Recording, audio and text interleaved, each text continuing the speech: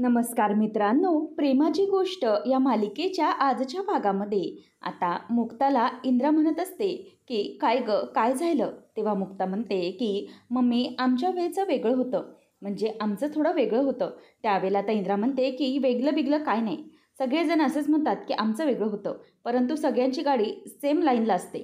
म्हणून मी तुम्हाला सांगते की काही आता थांबण्याची गरज नाही. कोमल, तू घे ग त्या पोराला बोलावून, त्या अभिषेकला बोलव आणि आपण काय ती लग्नाची बोलणी तुझ्या फिक्सच करून टाकू, तुझं लग्नच आपण फिक्स करून टाकू, असं तिला ती म्हणते.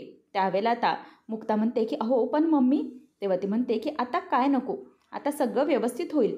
तेव्हा मग सावनीमध्येच तोंड घालत म्हणते की एक मिनिट, मला जरा बोलायचं आहे.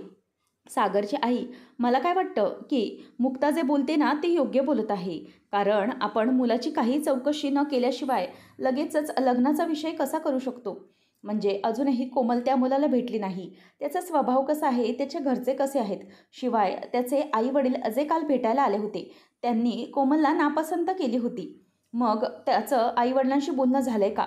जर कोमलचं आणि त्याचं लग्न झालं तर मग पुढे जाऊन आपल्या कोमलला काही त्रास तर होणार नाही ना. या सगळ्या गोष्टी आपल्याला बघायला हव्यात, बरोबर की नाही.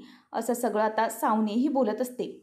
आणि ती बोलत असताना हे इंद्रा आणि सागरला अजिबातच आवडलेलं नसतं. त्यावेळेला मग म्हणून सावनी म्हणते की आपली कोमल जिथे जाईल तिथे आनंदात राहिली पाहिजे ना, मला इतकंच वाटतं. तेव्हा सागर पटकन बोलतो की आपल्याला कोणी विचारलंय का, तर कशाला मध्ये मध्ये बोलायचं. इंद्रा म्हणते की नाहीतर काय, उस्ती मुस्ती मध्ये मध्ये मध्ये मध्ये करते, काय गरज आहे तुला आमच्या विषयात बोलायची. मुळात तू या घरची लागतेस कोण. आणि आपली कोमल म्हणे, तुझा आणि कोमलचा काही एक संबंध नाही. लक्षात ठेव, नातं तर दूरदूरची गोष्ट आहे. म्हणूनच उगीचच तू आमच्यामध्ये नाक खुपसण्याचा प्रयत्न करू नको. तसंही या घरातल्यांचा आनंद तुला कधी बघवला आहे का. ज्यांनी कायम या घराला त्रासच दिला त्या व्यक्तीने आमच्या आनंदाबद्दल न बोललेलंच बरं. तेव्हा मग मुक्ता म्हणते की मम्मी, म्हणजे मी एक गोष्ट बोलते, मला असं वाटतंय की सावनी जे काही बोलतायत ते अगदी योग्य आहे. नाही म्हणजे मला त्यांचा मुद्दा पटतोय की उद्या काही झालं तर आपली कोमल आनंदात राहिली पाहिजे. आणि त्या मुलाशी भेटणं हे महत्त्वाचं आहे सुरुवातीला तिला. आपण नंतर त्याला भेटूच. परंतु काल त्याचे आईवडील आले होते ना, आणि जरासे नाराज दिसले.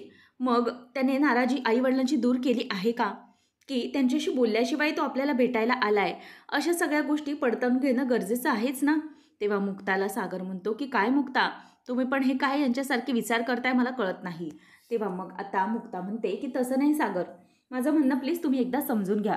जे काही असेल ना त्या गोष्टी व्यवस्थित अगोदरच सॉर्ट झालेल्या चांगल्या. आपण पुढे जाण्याच्या अगोदर समजा मुक्ता म्हणायला लागते की जर कोमल आणि त्या अभिषेकची भेट घडली, म्हणजे दोघेही एकमेकांशी बोलले आणि कोमलने त्याबद्दल क्लिअरिटी दाखवली, आणि जर तो कोमलला मुलगा पसंत पडला तरच मग आपण पुढे जाऊया ना, असं माझं म्हणणं आहे. आपण उगीचच या गोष्टीत घाई करायला नकोय. तेव्हा सागर म्हणतो की ठीक आहे, तुम्हाला याच गोष्टीची भीती वाटते ना की सगळं काही व्यवस्थित झालं पाहिजे, पण आपण तर त्याला पाहिलं आहे ना. तेव्हा मग आता मुक्ता म्हणते की हो सागर, तुम्ही पाहिलं आहे आणि आपल्या कोमललाही तो कुठेतरी पसंत आहे, परंतु त्यांना भेटणं गरजेचं आहे. त्याच्यामुळे काही झालं तरीही आपण त्यांची भेट घडवून दिली पाहिजे, मला असं वाटतंय. बाकी तुमचं मत आहे, मला जे काही वाटतंय ते मी तुम्हाला बोलून दाखवलं.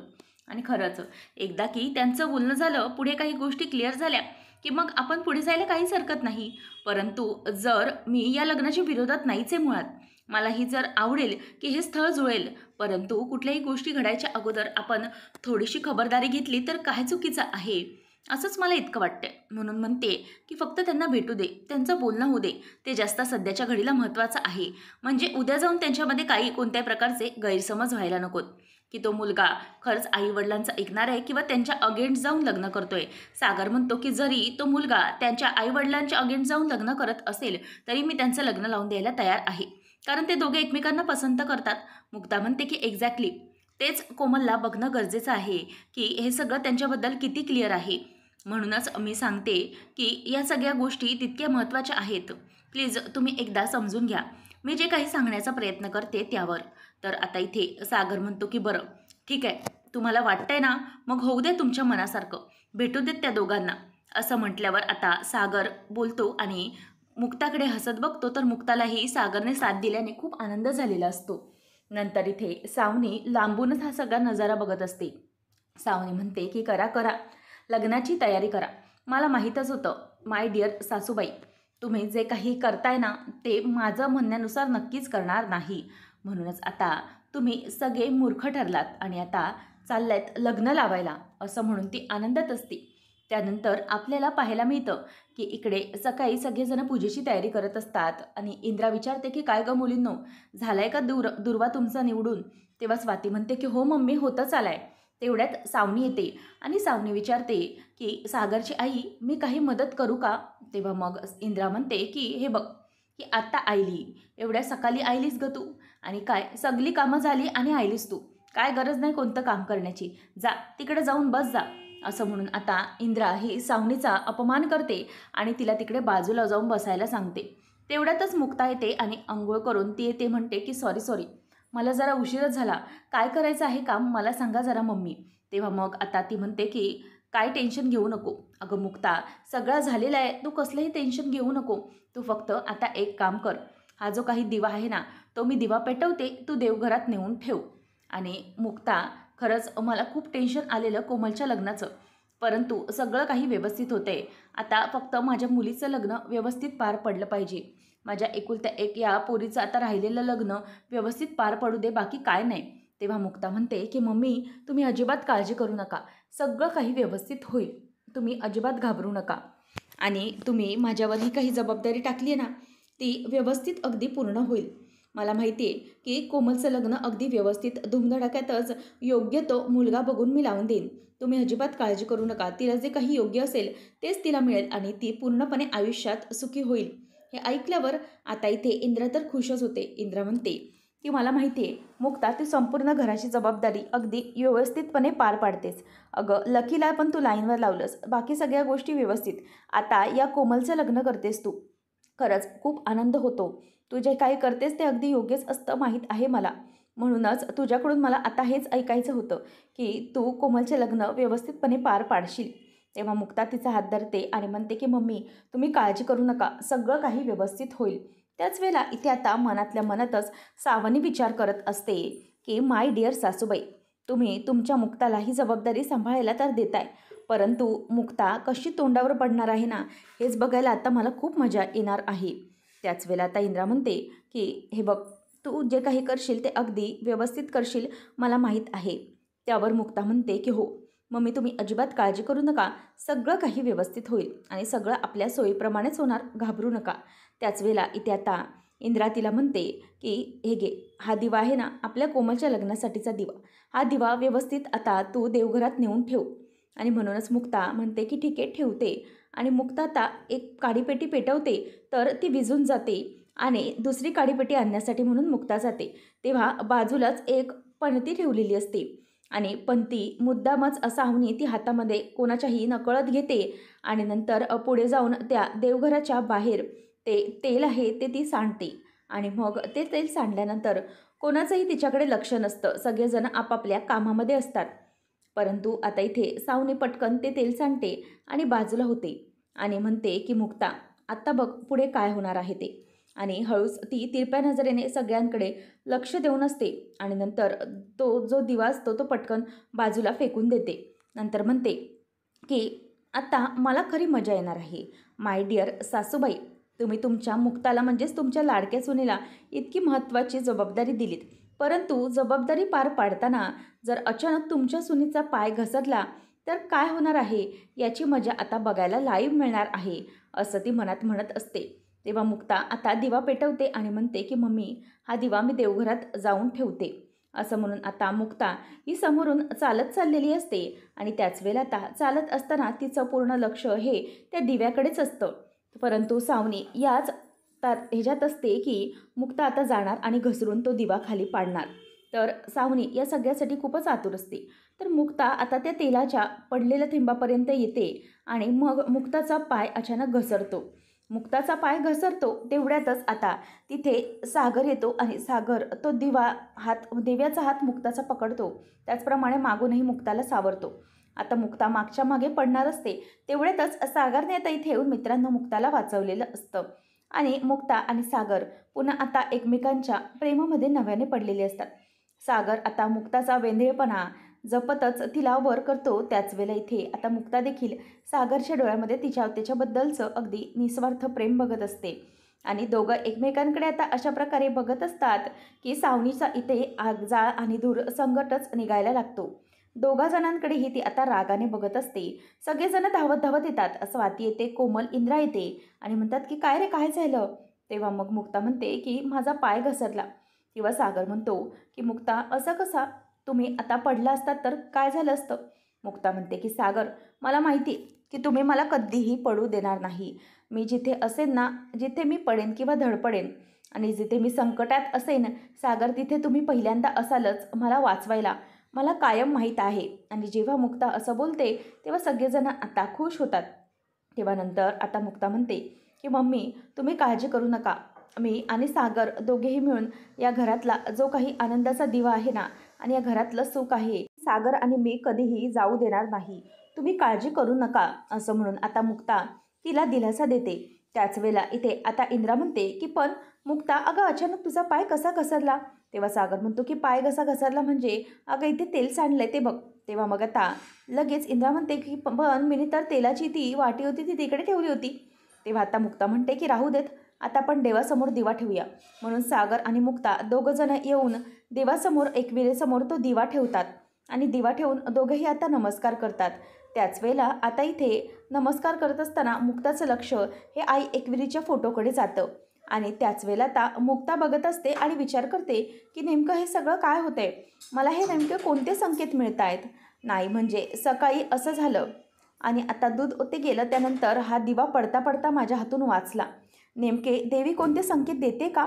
नाही म्हणजे हे सगळे संकेत जे कोमलच्या लग्नाबाबत तर नसतील ना, कारण हा दिवा कोमलच्या लग्नाबाबत बोलताना आम्ही ठेवला होता. मग तिच्या लग्नात कोणती अडचण तर नाही ना? देवा, जो काही असेल तो मार्ग लवकरात लवकर दाखवा. तेव्हा इथे कोमल आणि बाकीचे सगळे देखील देवाच्या दिव्याकडे बघून नमस्कार करतात, परंतु मुक्त्याच्या चेहऱ्यावर काळजी आणि टेन्शन असतं. ते सागर बघतो आणि पुन्हा एकदा तो आई एकविरेकडे नतमस्तक होतो. त्यानंतर आपल्याला पाहायला मिळतं की इकडे कोमल ही काहीतरी बघत असते आणि त्याच वेळेला मुक्ता येते आणि मी इंद्रा म्हणत असते की मुक्ता, मुलगा बघायला येईल ना तेव्हा आपण त्याला छान नॉनव्हेजचं जेवण करूया, छान चिंबोरी फिश वगैरे सगळं काही करूया. मुक्ता म्हणते की मी काय म्हणते मम्मी, मी गोडाचा शिरा बनवते. तेव्हा इंद्रा म्हणते की चालेल, तू तेच चांगलं बनवते. आणि नंतर मग लकी देखील येतो आणि मिहीर फाईल घेऊन आलेला असतो. तर स्वाती म्हणते की हे गे लकी, हे पिलो कवर घाल आणि तो सगळ्याकडे ती स्प्रे मारायला लागते. तेवढ्यात आता मिहीर म्हणतो की अगं ए काय करतेस काय? अगं मला तर वाटतंय की थोड्या वेळाने ना तू माझ्यावर असा स्प्रे मारते, थोड्या वेळाने आता जेव्हा अभिषेकजी येतील त्यांच्या बाजूला तू मला ह्या फाईलने वारा घालायलाच बसवशील असंच वाटतंय मला. तेव्हा सगळेजण आता हसायला लागतात आणि मग लकी म्हणतो की ये रे ये मिहीर ये, असं म्हणून तो त्याला यायला सांगतो. आता मिहीर म्हणतो की काय चाललंय काय, कितकी मोठी तयारी चालली आहे, आणि लकी आता पिलूला कवर घालत असतो. तेव्हा आता लकी म्हणतो की बघितलं का, आपल्या कोमलचं लग्न ठरलं आहे. तेव्हा आता हे ऐकल्यावर लगेच पुढे मिहीर म्हणतो की काय, आपल्या कोमलचं लग्न? बापरे, काय होणार आहे त्या मुलाचं काय माहिती, कारण असं मुलगा, कुठला मुलगा आपल्या कोमलच्या प्रेमात पडू शकतो, हे तर मला अगदी अशक्यच वाटतंय. तेव्हा सगळेजण तिला चिडवत असतात. कोमल म्हणते की हो मग काय, मग तेव्हा मग लगेच तो म्हणतो की तुला साधा चहा तरी बनवता येतो का?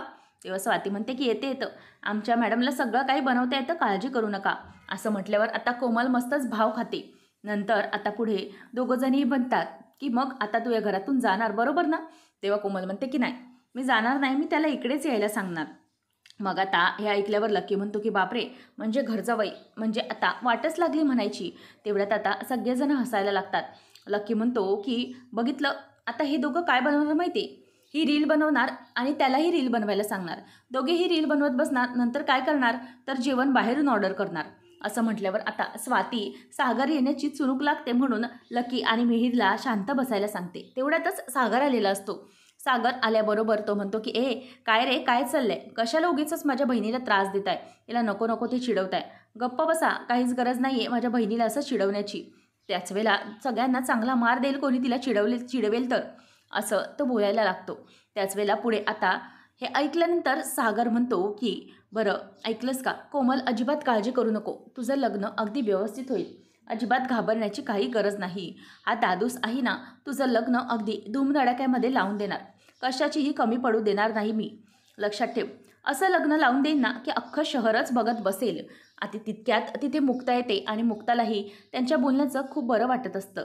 तेवढ्यातच आता पुढे सागर म्हणत असतो की कोमल, तुझं लग्न तर अगदी उत्तम होईल, परंतु आम्हाला खरंच तुझी खूप आठवण येईल. मला तुझी खरंच खूप आठवण येईल. मी तुला खूप मिस करेल. असं म्हणून त्याच्या डोळ्यात आता पाणी येतं. तर इथे इंद्राच्याही डोळ्यात सागरच्या बोलण्याने पटकन पाणी येतं. तेव्हा आता सगळं वातावरण इमोशनल झालेलं असतं. मुक्ता म्हणते की सागर, अहो सागर, हे काय चाललंय काय तुमचं? कशाला उगीचच तुम्ही इमोशनल वातावरण करताय? आपली कोमल काही जास्त लांब जाणार नाहीये, ती जवळच असणार आहे. त्याच्यामुळे उगीचच तुम्ही काही बोलू नका. सागरला असं इमोशनल झालेलं पाहून लगेच कोमल म्हणते की दादूस, काळजी करू नकोस, मी तुला भेटायला लगेच येत जाईन. तेव्हा मग आता मिहीर म्हणतो की हो हो, अगं काळजी नसावी. तुला माहिती आहे का कोमल, तुझा दादूस आहे ना, तुला चार्टर फ्लाईटच करून देईल. मग कसं आहे ना, फ्लाईट केल्यावर तू पटकन इकडे येऊन कोळींच्या घरी पोचशील, बरोबर की नाही? असं म्हटल्यावर आता सगळेजण हसायला लागतात आणि कळकळून हसत असताना सागर म्हणतो की काय रे, तिची मजा घेताय की काय? पण नाही, काळजी करू नकोस कोमल, सगळं काही व्यवस्थित होईल. तू अजिबात घाबरू नकोस, असं सगळं ते म्हणत असतात. त्यानंतर इथे सावनी ही सगळ्यांवरती हसत असते. सगळ्यांचे जे काही हसणारे चेहरे असतात ते पाहून तिला खूप राग येत असतो आणि ती तिच्या पाण्याची बाटली भरत असताना विचार करते की सगळे सगळे मूर्ख आणि बिंडोक आहेत. इथे या कोमलच्या लग्नाची सगळेजण स्वप्न रंगवत आहेत, पण कोणाला काय माहिती आहे की नक्की पुढचं काय आहे आणि तो अभिषेक काय आहे, हे फक्त मला माहीत आहे. आणि या सगळ्यांमध्ये ना सगळे मूर्ख आहेत. हा सागरही तसलाच आहे. डोक्यात गुडघ्यात अक्कल आहे, गुडघ्याला बाशिंग बांधून लग्न लावायला तयार झालेत, परंतु त्यांना कुठे माहिती आहे की पुढे काय घडेल. या सगळ्यांमध्ये मुक्ताच एकटी शातीर आहे, बाकीचे सगळे मूर्ख आहेत. असू देत, त्याचाही फायदा मलाच होणार आहे. किती काही झालं तरीही त्याचा सगळा जो काही फायदा आहे हा मला या प्लॅनमध्ये होणार आहे. असं म्हणून आता सगळे बोलत असताना सावनी त्यांच्या देखत पुढून निघून जाते. तर सावनी तिच्या रूममध्ये येते आणि अभिषेक हा कुठेतरी गाडी थांबवून असतो. तेवढ्यातच सावनीचा फोन येतो, म्हणून तो फोन उचलतो आणि म्हणतो की बोला, काय झालं? तेव्हा सावनी म्हणते की अभिषेक, कॉंग्रॅच्युलेशन्स, तुझ्यासाठी खूप मोठी महत्त्वाची बातमी आहे. तेव्हा तो विचारतो की काय झालं? तेव्हा ती म्हणते की हे बघ अभिषेक, तुझ्या लग्नाची आता हळूहळू बोलणी सुरू होतील, बरोबर की नाही? तेव्हा मग आता तो म्हणतो की अहो, असं काय बोलताय तुम्ही? ऑलरेडी माझं एक लग्न झालेलं आहे, मग तुम्ही हे काय बोलताय? तेव्हा मग ती म्हणते की अरे असं काय करतोस, घाबरतोस कशाला? अरे आपल्या प्लॅननुसार तुझं आणि कोमलचं लग्न, खोटं खोटं लग्न, त्याबद्दल बोलते मी. तुला माहिती आहे का इथे घरामध्ये काय चाललंय ते? इथे घरामध्ये सगळेजण तुझी आतुरतेने येण्याची वाट बघत आहेत आणि तू आल्यावर तुझ्यासाठी ते पायगळ्याच घालणार आहेत जणू. आणि तुझा तर त्यांनी मलापासून मला वाटतंय की जावई स्वीकारच केलेला आहे. म्हणूनच आता एक गोष्ट तुला करावी लागेल, ते म्हणजे जसा तू हे काय नम्रताने वागतोस ना, तसंच वागण्याची ॲक्टिंग पुढे चालू ठेव बरं. आणि हो, यांना काय आवडतं की यांनी केलेले पदार्थ वगैरे असतात त्यांचं कौतुक करायचं, मोठ्यांना मान द्यायचं, त्यांच्या पाया वगैरे पडायचं. एवढं जरी सगळं तू केलंस ना तरी बाद झालं. तरीही तू यांचा उत्तम जावई बनशील, मी तुला सांगते. तेव्हा मग आता तुला फक्त ॲक्टिंग करावी लागेल. मग तो म्हणतो की काळजी करू नका. कसं आहे ना, कॉलेजला असताना मी भरपूर नाटकं केलेली, हां, तेव्हा मला त्याचा काही उपयोग झाला नाही, परंतु आता आता त्याचा उपयोग मला नक्की होईल असं मला वाटतं. तेव्हा मग सावनी म्हणते की हो रे, बरोबर आहे. काही काही गोष्टी असतात ना, त्यांचा उपयोग काही लगेच होत नसतो, परंतु कालांतराने त्या गोष्टी अगदी महत्त्वाच्या ठरतात आणि त्याच आपल्या गोष्टी उपयोगी ठरतात. म्हणून आता तुला तसंच करायचं आहे. सगळेजण तुझी इथे वाट बघत आहेत, मी तुला सांगितलंय तसंच तुला करायचे, असं सावनी त्याला समजवते. नंतर आता मिहीर हा चाललेला असतो. मुक्ता मागे मागे येते आणि म्हणते की एक मिनिट मिहीर, मला जरा बोलायचे. तेव्हा मिहीर म्हणतो की काय झालं वहिनी, कशाबद्दल? तेव्हा मग आता मुक्ता म्हणते की मला ना जरा तो अभिषेक आहे ना. तेव्हा मग तो विचारतो की कोमलचा? मग मुक्ता म्हणते की हो, तो अभिषेक आहे ना, अभिषेकीनी त्याची ना जरा मला चौकशी करायची. तेव्हा मग आता मिहीर म्हणतो की परंतु दादूस, तेव्हा मग तो म्हणतो की दादूसचे सोर्सेस माझ्यापेक्षा चांगले आहेत. तेव्हा मग आता इथे ती म्हणते की हे जर तुझ्या दादूसला कळलं ना तर उगीचच कशाला, म्हणजे माझ्यावर भांडून येतील. मुक्ता, मी तुम्हाला सांगितलेलं ना, माझ्यावर तुमचा विश्वास नाही का, वगैरे वगैरे. आणि हो, आणखी एक म्हणजे तू दादूसचा तुझ्या चांगला सोर्सेस मला माहिती आहे, दुसरा सोर्स काही नाही आहे. तू चांगली माहिती काढतोस, परंतु मला एक काळजी आहे की उद्या काही जाऊन प्रॉब्लेम व्हायला नको. मला कळतं आहे, कारण मी त्या मुलाला स्वतःहून भेटले नाही आहे ना. घरातले सगळे भेटलेत आणि ते म्हणतात की सगळं व्यवस्थित आहे, परंतु घरातले सगळे आनंदात आहेत. बघ ना तू, किती छान वातावरण आहे कोमलच्या लग्नाच्या निमित्ताने. म्हणूनच मला फक्त इतकंच हवं आहे की घरातलं हे वातावरण कोणत्याही प्रकारे बिघडायला नको. म्हणजे घरात जो काही शांतता आणि आनंद आहे तो तसाच राहिला पाहिजे. आणि म्हणूनच एकदा त्या मुलाची माहिती काढ. म्हणजे कसं आहे, उद्या जाऊन आपल्याला काही प्रॉब्लेम व्हायला नको.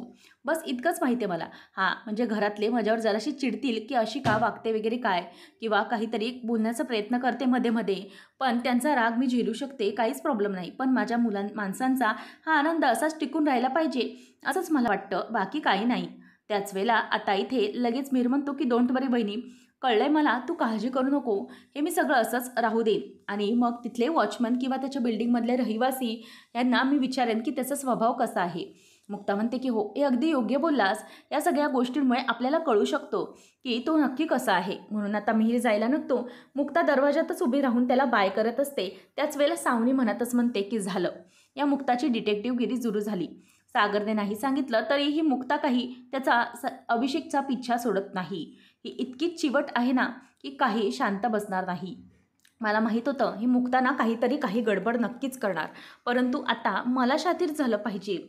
जर अभिषेकचं खरं सत्य हिच्यापर्यंत पोचलं तर, आणि सांगितलं ना स्वतःच्या भावाला मिहिरला, आणि हा मोठा मुक्ताची पहारदारी करायला म्हणून उन्हातानाचं जाऊन सगळं काही शोधेल आणि भटकत भटकत सगळी काही माहिती काढून देईल. मुक्ताचा तसाही अंधभक्तच आहे तो. पण आता मी काय करू, हे सगळं मला आता हँडल केलं पाहिजे, असं ती मनातच म्हणते. तर पुढच्या भागामध्ये आपण पाहणार आहोत.